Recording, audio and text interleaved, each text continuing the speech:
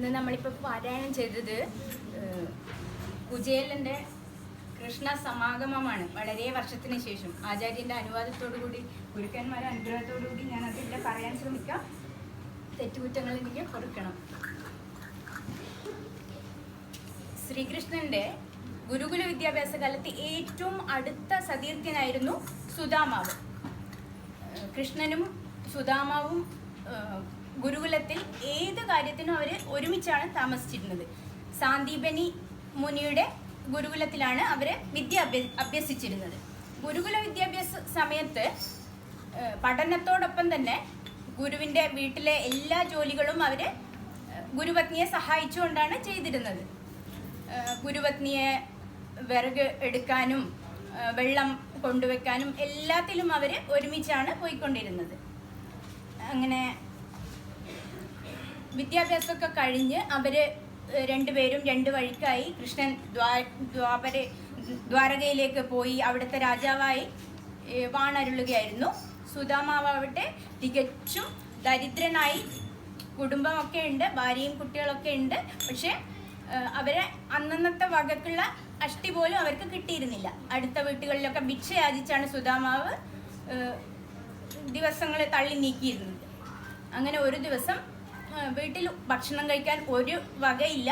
അപ്പം ഭാര്യ സുദാമാവിൻ്റെ അടുത്ത് വന്നിട്ട് പറഞ്ഞു, അങ്ങ് ഭഗവാൻ കൃഷ്ണൻ്റെ ആത്മമിത്രമല്ലേ, അങ്ങേക്ക് കൃഷ്ണനോട് എന്തെങ്കിലും സഹായം അഭ്യർത്ഥിച്ച് ചെന്നൂടെ എന്ന് ഇങ്ങനെ അപേക്ഷിച്ചു.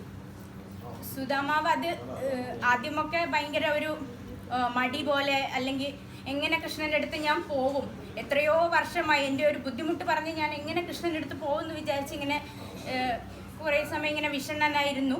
അവസാനം ഭാര്യയുടെ ഒരു നിർബന്ധത്തിന് വഴങ്ങി സുദാമാവ് സമ്മതിച്ചു.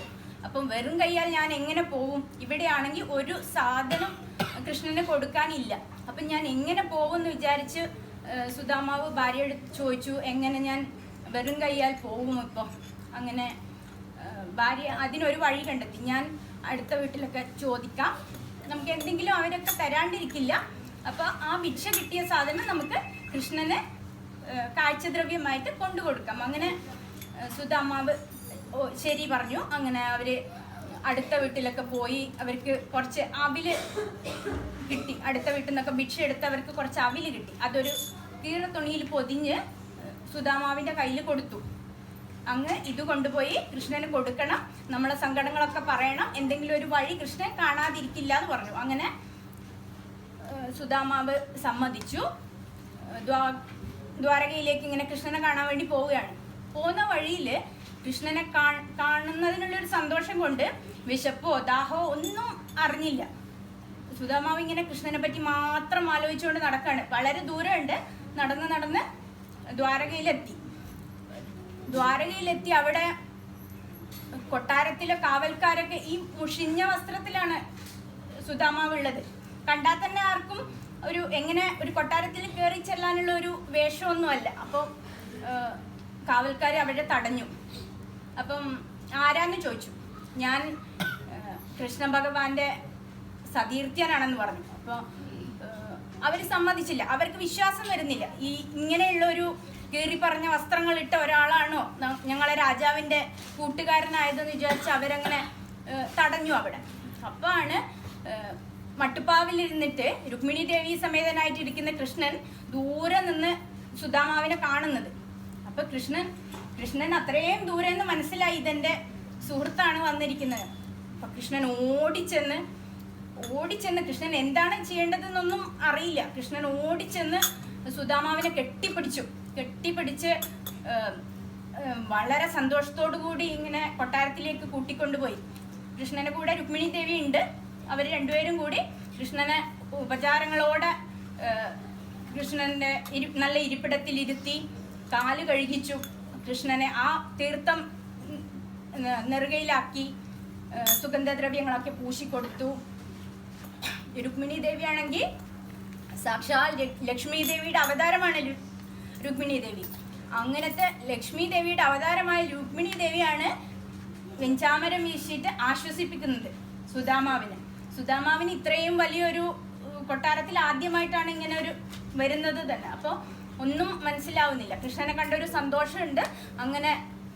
അങ്ങനെ ഇരിക്കുമ്പോൾ കൃഷ്ണൻ വിശേഷങ്ങളൊക്കെ ചോദിക്കുകയാണ്. നമ്മൾ സാന്ദീപനി മുനിയുടെ ഗുരുകുലത്തിൽ താമസിച്ച സമയത്തുള്ള പഴയ തമാശകളും അവർ കാട്ടിൽ പോയി വിറക് ശേഖരിക്കാൻ പോയപ്പോഴുള്ള കാര്യങ്ങളൊക്കെ അവരിങ്ങനെ സംസാരിച്ചുകൊണ്ടിരിക്കുകയാണ്.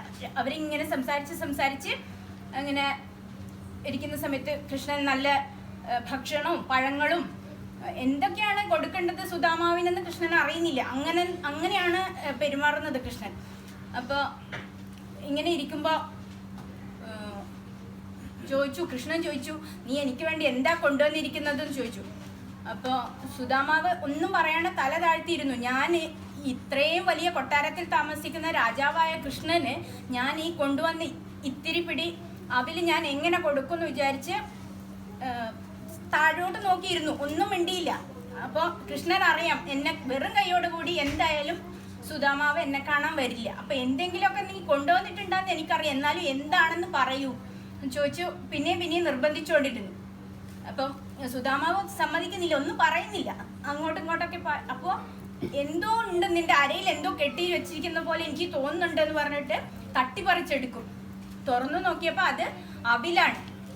അവിലങ്ങനെ കൃഷ്ണൻ അത് പൊതി തുറന്നു. അതിനകത്ത് നിന്ന് ഒരു പിടി അവിലെടുത്ത് കഴിച്ചു. രണ്ടാമത്തെ പിടി അവിലെടുത്ത് കഴിച്ചു. മൂന്നാമത്തത് കഴിക്കാൻ പോകുമ്പോൾ രുക്മിണി ദേവി കയ്യിൽ കിടന്ന് പിടിച്ചു. ഭഗവാനെ, ഇഹത്തിലും പരത്തിലുമുള്ള എല്ലാ സുഖങ്ങളും സുദാമാവിന് ഇപ്പൊ തന്നെ കിട്ടിയിട്ടുണ്ടാവും. ഇനി ഇത് മതിയാക്കണം എന്ന് പറഞ്ഞ് അരുതേ എന്ന് പറഞ്ഞിട്ട് കയ്യിൽ കടന്നു പിടിച്ചു. അങ്ങനെ അത് കഴിഞ്ഞു. അന്ന് രാത്രി അവിടെ വിശ്രമിച്ചു. സുദാമാവ് അന്ന് കൃഷ്ണന്റെ കൊട്ടാരത്തിൽ എല്ലാ സുഖ സൗകര്യങ്ങളോടും കൂടിയാണ്. സ്നാനമൊക്കെ കഴിഞ്ഞ് നല്ല പട്ടുവസ്ത്രങ്ങൾ കൊടുത്തു കൃഷ്ണൻ സുദാമാവിന് ഇടാൻ വേണ്ടിയിട്ട്. അപ്പോൾ നല്ല വസ്ത്രങ്ങളൊക്കെ ഇട്ട് പട്ടുമെത്തയിൽ കിടന്ന് വന്ന് ഉറങ്ങി. പിറ്റേ ദിവസം രാവിലെ തിരിച്ചു പോകാന്ന സമയത്ത് കൃഷ്ണൻ പറഞ്ഞു, ആ പട്ടുവസ്ത്രങ്ങളൊക്കെ അഴിച്ചു തരണം എന്ന് പറഞ്ഞു. അപ്പോൾ രുക്മിണി ദേവിക്ക് വിഷമായി. ഇന്നലെ വന്ന് പട്ടുവസ്ത്രങ്ങളൊക്കെ കൊടുത്ത് ഇനിയിപ്പോൾ എല്ലാം അഴിച്ചു വാങ്ങിക്കുന്നോന്ന് വിചാരിച്ച് രുക്മിണി ദേവിക്ക് വിഷമായി. കുചേലന് അതുപോലെ വിഷമം തോന്നി പെട്ടെന്ന് പറയുമ്പോൾ. അപ്പം കൃഷ്ണൻ പറഞ്ഞു, അത് ഇന്നലെ കീറിയ വസ്ത്രമായിട്ടാണ് കൊട്ടാരത്തിലേക്ക് വന്നത്. ഇന്ന് തിരിച്ചു പോകുമ്പോൾ പട്ടുവസ്ത്രങ്ങൾ അണിഞ്ഞു പോയാൽ ആൾക്കാരൊക്കെ വിചാരിക്കും ഞാൻ ദാനം കൊടുത്തിട്ടാണ് വിടുന്നതെന്ന് വിചാരിക്കും. അപ്പം അത് സുദാമാവിനും നല്ലതല്ല, നമുക്കും അത് നല്ലതല്ല. പക്ഷെ സുദാമാവിനെ അവരെ യാത്രയാക്കി. കുറച്ച് ദൂരം നടന്ന് കൃഷ്ണനും കൂടെ പോയി സുദാമാവിനെ യാത്രയാക്കി. പക്ഷെ വന്ന കാര്യം സുദാമാവ് ചെയ്തില്ല. എന്തിനായിരുന്നു വന്നത്? എന്തെങ്കിലും ഞങ്ങളെ സങ്കടങ്ങൾക്ക് നിവൃത്തി ഉണ്ടാക്കണമെന്ന് പറയാനായിരുന്നു വന്നത്. പക്ഷെ കൃഷ്ണനെ കണ്ട സന്തോഷത്തിൽ സുദാമാവിനോട് ആ കാര്യങ്ങളൊക്കെ മറന്നുപോയി. ഒന്നും പറയാണ്ടാണ് തിരിച്ചു പോകുന്നത്. അപ്പോൾ കൃഷ്ണൻ തിരിച്ച് രുക്മിണി ദേവീൻ്റെ അടുത്ത് ഉള്ളിൽ വന്നിട്ട് പൊട്ടിക്കരയാണ്. സുദാമാവിനെ ഇങ്ങനെ അവൻ എന്നോടൊന്നും ചോദിച്ചില്ല, ഒന്നും ആവശ്യപ്പെടാനാണ് തിരിച്ചു പോയിരിക്കുന്നത്. പക്ഷേ കൃഷ്ണന് അറിയാം എന്തിനാണ് വന്നത് എന്നുള്ളത്. പക്ഷെ ഒന്നും ചോദിക്കാത്തതിന് കൃഷ്ണന് സങ്കടപ്പെട്ടു. അപ്പൊ തിരിച്ചു പോകുന്ന വഴിയിൽ സുദാമാവിങ്ങനെ ആലോചിച്ചു, ഞാൻ വന്നത് എൻ്റെ ഭാര്യ നിർബന്ധിച്ചിട്ടാണ്, ഞങ്ങളെ സങ്കടങ്ങൾക്ക് ഒരു അറുതി വരുത്തണം എന്ന് പറയാൻ വേണ്ടിയിട്ടാണ് ഞാൻ വന്നത്. പക്ഷെ എന്നോട് അതൊക്കെ ചോദിക്കാൻ വിട്ടുപോയി. ഇപ്പം ഞാൻ എന്ത് മറുപടി പറയും? വിശന്ന് വലഞ്ഞിരിക്കുന്ന എൻ്റെ കുട്ടികളോട് ഞാൻ എന്ത് പറയും? എത്രയോ ദിവസമായി അവരൊക്കെ ഭക്ഷണം കഴിച്ചിട്ട്. അപ്പം ഞാൻ എങ്ങനെ അവരെ അഭിമുഖീകരിക്കുമെന്ന് വിചാരിച്ചു. അങ്ങനെ ഇങ്ങനെ സുദാമാവ് നടന്ന് വീട് ഇരിക്കുന്ന സ്ഥലത്തെത്തി. അവിടെ കുടില് കാണുന്നില്ല. അവിടെ എത്തുമ്പോഴാണ് ഇങ്ങനെ ആലോചിക്കുന്നത്, ഞാൻ ഇവിടെ ആയിരുന്നല്ലോ എൻ്റെ വീടെന്ന് പറഞ്ഞ് ചുറ്റും ഇങ്ങനെ നോക്കി. അവിടെ കുടിലില്ല, മറിച്ച് ഒരു കൊട്ടാരമാണ്. സകല സുഖ സൗകര്യങ്ങളുള്ള ഒരു കൊട്ടാരമാണ് അവിടെ നിൽക്കുന്നത്. ചുറ്റും കാവൽക്കാരുണ്ട്, തോട്ടമുണ്ട്, എല്ലാ സംവിധാനങ്ങളും ഉള്ള ഒരു വലിയൊരു കൊട്ടാരത്തിന്റെ മുറ്റത്താണ് ഉള്ളത്. അപ്പൊ സുദാമാവിന് മനസ്സിലായി, ഞാൻ ചോദിക്കാണ്ട് തന്നെ കൃഷ്ണൻ എനിക്ക് വേണ്ടതെല്ലാം തന്നിട്ടുണ്ടെന്ന് മനസ്സിലായി. അപ്പോഴാണ് പരിചാരികമാരോടുകൂടി സുദാമാവിന്റെ പത്നി ഓടി ഉള്ളിൽ നിന്ന് പുറത്തേക്ക് വന്ന് ഭർത്താവിനോട് പറഞ്ഞു, പെട്ടെന്ന് എല്ലാം മാറി, നമ്മൾ ഒരു പുതിയൊരു ഇതിലേക്ക് മാറി, കൃഷ്ണനോട് പറഞ്ഞിട്ട് കൃഷ്ണൻ തന്നതായിരിക്കുന്നു. അപ്പോൾ സുധാഭാമ പറഞ്ഞു, ഞാൻ ഒന്നും പറഞ്ഞില്ല എൻ്റെ കൃഷ്ണനോട്, ഞാൻ ഒന്നും പറയാണ്ട് കൃഷ്ണൻ എനിക്ക് തന്നതാണ് ഇതൊക്കെ. അങ്ങനെ പിന്നീടുള്ള കാലം അവര് സുഖമായി സന്തോഷമായിട്ട് കഴിഞ്ഞു. ഇതാണ് ഇന്നിവിടെ പാരായണം ചെയ്ത ഭാഗം, കുചേലന്റെ കൃഷ്ണ സന്ദർശനം, കൃഷ്ണ ഭഗവാന്റെ അനുഗ്രഹം.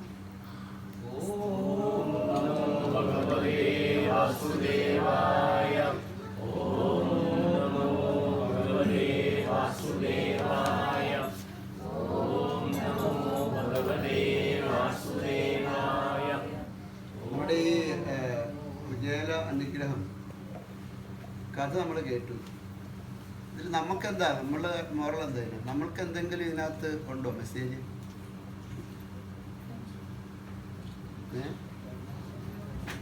ഈ ഒരു കുചേല അനുഗ്രഹം നമ്മളിവിടെ പാരായണം ചെയ്തപ്പോൾ നമ്മൾക്ക് എന്താ ഇതിൽ തോന്നിയത്?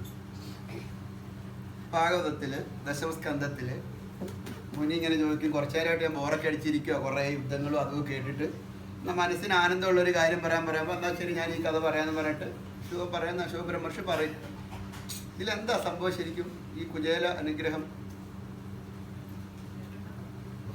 ഈ ഒരു 40-50 വരികളിൽ കുറേ കാര്യങ്ങൾ എഴുതി വെച്ചിട്ടുണ്ട്, മൂലം ഭാഗവതത്തിലൊക്കെ.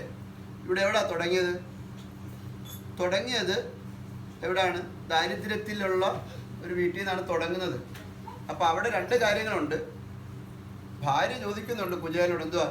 പതിവ്രതയാം ഭാര്യയെ പട്ടിണിക്കിട്ടു കൊന്നാൽ പരമഭക്തനെങ്കിലും എന്താണ് എന്താ പറയുന്നത്? കുചേലന്റെ ഭാര്യ ചോദിക്കുകയാണ്, ഞാൻ പതിവ്രതയായ ഭാര്യയാണ്, പക്ഷെ ആഹാരം കഴിക്കാനില്ല, ഒന്നുമില്ല, എന്നെ പട്ടിണി കിട്ടുമെന്നാൽ പരമഭക്തനാണെങ്കിലും എന്ത് വരും? ഗതി പിടിക്കില്ല എന്ന് പറയും. എന്താ കാരണം വെച്ചാല്, അവിടെ ഭാര്യയെയും കുഞ്ഞുങ്ങളെയും നോക്കാനുള്ള ഒരു എല്ലാ ഉത്തരവും ഒരു കുടുംബ സങ്കല്പമായിട്ട് നമ്മൾ കരുതണം. അപ്പൊ അവിടെ ഒരു ഓർമ്മപ്പെടുത്തലാണ്, കുചേലനോട് പറയാണ് ഇതൊക്കെ നോക്കണം. പിന്നെന്താ പറയുന്നത്? പിന്നെ ഭാര്യ കുറച്ച് പറയും, എന്തൊക്കെ വേണ്ട? എനിക്ക് ആഭരണങ്ങൾ വേണ്ട, സ്വത്ത് വേണ്ട, ധനം വേണ്ട, എന്ത് വേണം?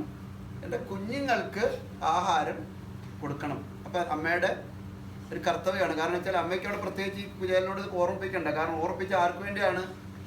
മക്കളെ നല്ലതായിട്ട് നോക്കണം. അതുകൊണ്ടാണ് ഞാനിങ്ങനെ പറയുന്നതെന്ന് പറയാം. അപ്പം എന്തിനാ പറയുന്നത്? തെറ്റിദ്ധരിക്കരുത്, എനിക്ക് സമ്പത്തൊന്നും വേണ്ട, പക്ഷെ എൻ്റെ മക്കളെ നോക്കേണ്ടത് ഒരു ഇതാണ്. അപ്പൊ കുചേലൻ ആലോചിക്കുകയാണ്. കുചേലൻ അവിടെ ആലോചിക്കുന്നത് ഇതൊന്നും പറയാമെന്ന് കുചേലൻ ആലോചിക്കുന്നതില്ല. കുചേലൻ ആലോചിക്കുമ്പോൾ ഒത്തിരി വർഷങ്ങൾക്ക് ശേഷം ശ്രീകൃഷ്ണ പരമാത്മാവിനെ കുറിച്ച് ഓർമ്മയുണ്ടാവും. അപ്പൊ എന്താ വിചാരിക്കുന്നത്? നമുക്കാണ്, കുട്ടികൾക്കാണത്. നമ്മൾ നമ്മുടെ ബാല്യകാലത്തിലേക്ക് ഒന്ന് ഓർത്തു പോകുമ്പോൾ നമ്മുടെ എത്രത്തോളം അടുത്ത കൂട്ടുകാരൊക്കെ ഉണ്ട്, അവരെ ഒന്ന് കാണാൻ പറ്റിയ ഒരു സമയമാണ്. അതുകൊണ്ട് കുചേലൻ വിചാരിക്കും എന്തായാലും ഒന്ന് പോകാം. അപ്പൊ പറയും, കുചേലൻ പറയും, നമ്മളെല്ലാവർക്കും ആണ്, ഒരാളെ കുറെ നാളായിട്ട് കാണാൻ പോകുമ്പോൾ എന്ത് വേണം? പ്രാഭൃതം എന്നൊരു വാക്ക് ഞാൻ വായിച്ചായിരുന്നു. എന്താ അത്? കാഴ്ചദ്രവ്യം എന്തെങ്കിലും വേണം, വേണോ? അപ്പൊ അത് ഒരു ഉപചാരത്തിന്റെ വാക്ക് അവിടെ വന്നു. പിന്നെ ഇവിടെ നമ്മൾ പോകുമ്പോൾ കുചേലനാണ് ഇതൊക്കെ കണ്ടിട്ട് ഇങ്ങനെ ചെല്ല് കഴിയുമ്പം ഇതെല്ലാം മറക്കും കുചേലൻ, അല്ലേ? ഇവിടാണ് ഇതിന്റെ യഥാർത്ഥത്തിലുള്ള ആ ഒരു ഭാഗവതത്തിൽ ശ്രീകൃഷ്ണ പരമാത്മാവിൽ കൂടെ വ്യാസഭഗവാനും പിന്നീട് അത് നമ്മൾക്ക് വിവർത്തനം ചെയ്ത എഴുത്തച്ഛനും ഉദ്ദേശിച്ചിരിക്കുന്ന ഏറ്റവും വലിയ കാര്യം, ഒരു സൗഹൃദത്തിലും എന്താവരുത്? വലിപ്പ ചെറുപ്പം ഉണ്ടാകരുത്, അല്ലേ? നിസ്വാർത്ഥമായ സ്നേഹമായിരിക്കണം എല്ലാ സൗഹൃദങ്ങളിലും.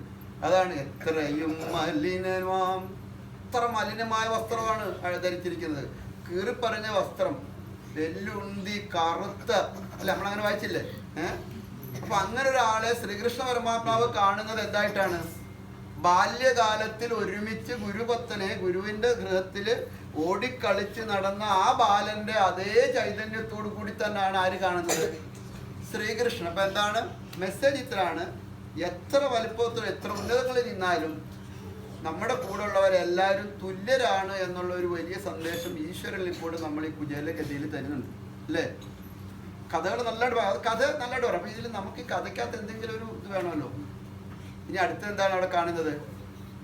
ലോകം മുഴുവനും 14 ലോകങ്ങളും പൂജിക്കും കൃഷ്ണൻ, അല്ലേ? നമ്മളിവിടെ എന്താ കണ്ടത്?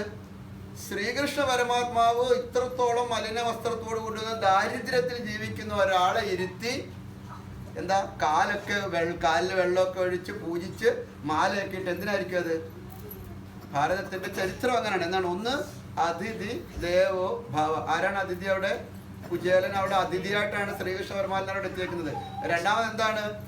സുഹൃത്ത് എന്താണ്? ആത്മസുഹൃത്താണ്. എന്ന് വെച്ചാൽ മനസ്സിനോട് ചേർന്ന് ആത്മാവിനോട് ചേർന്ന് നിൽക്കുന്നതാണ്. അപ്പൊ അതെന്താണ്? ഈശ്വരന് തുല്യമാണ്. അപ്പൊ എന്ത് ചെയ്യണം? പൂജിച്ചു. അവസാനം എല്ലാം കഴിച്ചപ്പോൾ കൃഷ്ണന് മനസ്സിലായത് ഒന്നും ചോദിക്കത്തില്ല, കാരണം കുചേലൻ വന്നതിനൊന്നും അല്ല.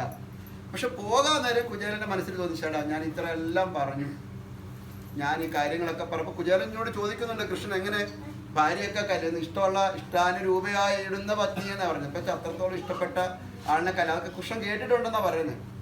അപ്പൊ പോകുന്ന പോക്കത്തിൽ ഇങ്ങനെ പറയും. നമ്മുടെ മെസ്സേജ് എന്ന് വെച്ചാൽ ഈ എല്ലാ ഈശ്വര സങ്കല്പങ്ങളും നമുക്ക് തരുന്നൊരു മെസ്സേജ് എന്ന് വെച്ചാൽ, നാളെ നമ്മൾ വായിക്കാം. അതുകൊണ്ടാണ് ഞാൻ പറഞ്ഞത് കഥ ഒന്ന് എക്സ്പ്ലെയിൻ ചെയ്ത് വെച്ചാൽ, നാളെ നമ്മൾ സ്വർഗാരോഹണത്തിലേക്ക് പോവുകയാണ്.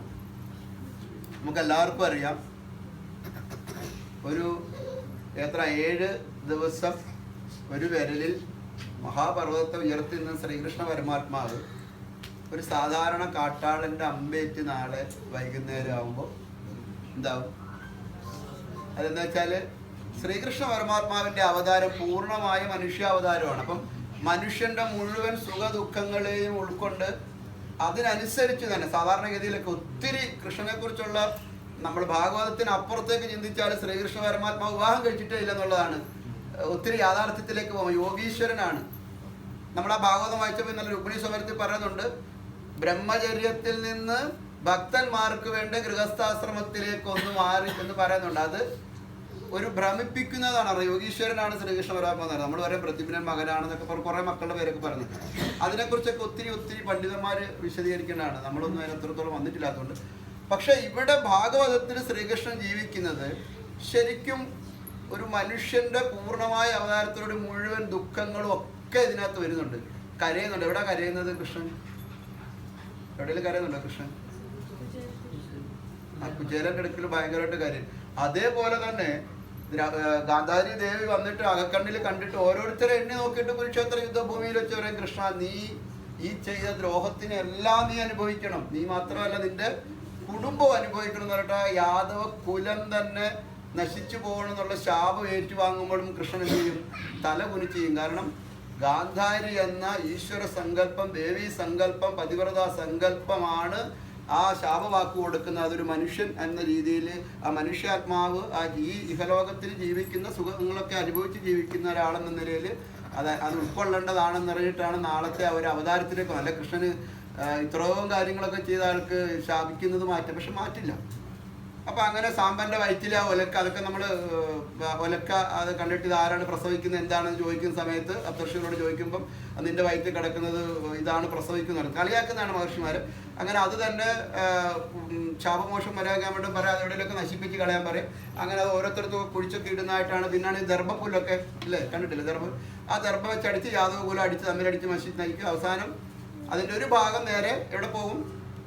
കടലിൽ പോകും. കടലിൽ നിന്നൊരു മത്സ്യം, അത് നാളെ പാരായണം ചെയ്തുകൊണ്ടാണ് അതിൻ്റെ കഥ ഇങ്ങനെയാണ്. മത്സ്യത്തിന് കിട്ടി, അത് നേരെ ഒരു വേടന് കിട്ടി. ആ സംഭവം ഇട്ടിട്ട് വേടൻ എന്ത് ചെയ്യും? ഒരു ഇതുണ്ടാക്കും, അത് ആൽത്തറയിലിരിക്കും, ധ്യാന നിമഗ്നനായിരിക്കും. ശ്രീകൃഷ്ണ പരമാത്മാവിൻ്റെ കാലിൽ കൊണ്ട് അങ്ങനെയാണ് സ്വർഗ്ഗാരോഹണം. പക്ഷെ ഇതൊക്കെ കഥയാണ്. പക്ഷെ ഇതേ കഥ എന്താണെന്ന് വെച്ചാൽ നമ്മളെ സംബന്ധിച്ചിടത്തോളം ഒരു ഓർമ്മപ്പെടുത്തലാണ് ഈ ഭാഗവതം. എങ്ങനെ ജീവിക്കണം, ഈ ഓരോ ശ്ലോകങ്ങളും ഓരോ കീർത്തനങ്ങളും ഒക്കെ. അപ്പം നാളെ നമ്മുടെ സ്വർഗ്ഗാരോഹണം എല്ലാവരും ഉണ്ടാകണം. കാരണം വളരെയേറെ ഒരു ജീവിതം 125 അബ്ദം എന്നാണ് പറയുന്നത്. അത്രയും മൊത്തം സമൂഹത്തിന് വേണ്ടി മാത്രം ജീവിച്ച, അല്ലെങ്കിൽ നമ്മൾക്ക് നോക്കിയ ഭഗവത്ഗീതയൊക്കെ എന്നൊക്കെ പറഞ്ഞാൽ ലോകത്തിന് പോലും ഇതുവരെ പറയാൻ പറ്റാത്ത കാര്യങ്ങളൊക്കെ നമ്മൾ ഉപദേശിച്ചിട്ടുള്ള ശ്രീകൃഷ്ണ പരമാത്മാവ് നമ്മുടെ യജ്ഞത്തിന്റെ സമാപനമോടാണ്. കഴിഞ്ഞ 5-6 ദിവസം ഇന്ന് തുടങ്ങി ആറാമത്തെ ദിവസമായിട്ട് ഇത്രത്തോളം ഇതായിട്ട്. നാളെ സ്വാഭാവികമായിട്ട് നമുക്കറിയാം ആഘോഷങ്ങളൊന്നും ഇല്ലാത്ത ഒരു സ്വർഗ്ഗാരോഹണത്തിൻ്റെ പാരായണവും അതിനുശേഷം ഒരു സങ്കല്പത്തിൻ്റെ പേരിൽ നമ്മളുടെ ഒരു പ്രദക്ഷിണം, ഒരു ആറാട്ടം എന്നുള്ളൊരു സങ്കല്പം. അത് കഴിഞ്ഞ് വന്നു കഴിഞ്ഞാൽ നമ്മൾ ഭാഗവതത്തിൻ്റെ മഹാത്മ്യം പാരായണം ചെയ്താണ് നാളത്തെ സമാപനം. അപ്പം നമ്മൾ വിഷ്ണു സഹസ്രനാമത്തിൻ്റെ കാര്യത്തെക്കുറിച്ച് ഒന്നുകൂടി നോക്കുന്നുണ്ട്. കാരണം സാധാരണഗതിയിൽ സപ്താഹഗതിയിൽ ചെല്ലാറുണ്ട്. നമ്മുടെ സമയക്കുറവുകൊണ്ട് നമ്മളിവിടെ ചെല്ലാൻ ഞാനപ്പോൾ നാളെ അതുകൊണ്ട് നമ്മൾ നോക്കും. അപ്പോൾ എല്ലാവരും നാളെ ഉണ്ടാകണം. വേറെ എന്തെങ്കിലും ഇന്ന് നമുക്ക് സമർപ്പിക്കാനുള്ളത് ഇന്നുകൂടാണ്. ഇന്നുകൂടെ എന്തെങ്കിലുമൊക്കെ നമ്മൾക്ക് ആൾക്കാർക്ക് ഈ യജ്ഞവേദിയിലേക്ക് സമർപ്പിക്കാൻ പറ്റും. നാളെ അങ്ങനെയുള്ള സമർപ്പണത്തിൻ്റെതായ ഒന്നും ഉണ്ടായിരിക്കില്ല. നാളെ നമ്മൾക്ക് എന്തെങ്കിലുമൊക്കെ അവിടെ നിന്ന് വഴിപാടുകളൊക്കെ കിട്ടുന്നതുള്ളായിരിക്കും. അപ്പോൾ അതുകൊണ്ട് ഒരാറ് ദിവസം വേറെ എന്തെങ്കിലും നാളെ എത്ര മണിക്കാണ് പിന്നെ വിട്ടു? നാളെ 2:30 നമ്മളുടെ ഇത് തുടങ്ങുന്നത്. അപ്പോൾ അതിന് 2:30 തുടങ്ങിക്കഴിഞ്ഞാൽ കുറേ ഇതുമായിട്ട് ബന്ധപ്പെട്ടിട്ടുള്ള കുറേ കാര്യങ്ങളൊക്കെ ഉള്ളത് കൊണ്ട് നമ്മൾ ഏകദേശം ഒരു 2:30 എന്ന് പറയുമ്പോൾ ഒരു 4 മണിയൊക്കെ ആകുമ്പോഴായിരിക്കും സ്വർഗാരോഹണം പാരായണം ചെയ്യുന്നത്. അപ്പോൾ സ്വർഗാരോഹണം പാരായണം ചെയ്താൽ പിന്നെ നാമസങ്കീർത്തനങ്ങളൊക്കെ ആയിട്ട് നമ്മൾ ശ്രീകൃഷ്ണ വിഗ്രഹം വഹിച്ചുകൊണ്ട് ഒരു യാത്രയെ കഴിഞ്ഞ് വന്നിട്ട് എല്ലാവരും ശുദ്ധമായിട്ട് പിന്നെ നമ്മൾ ബാക്കിയുള്ള ചടങ്ങുകൾ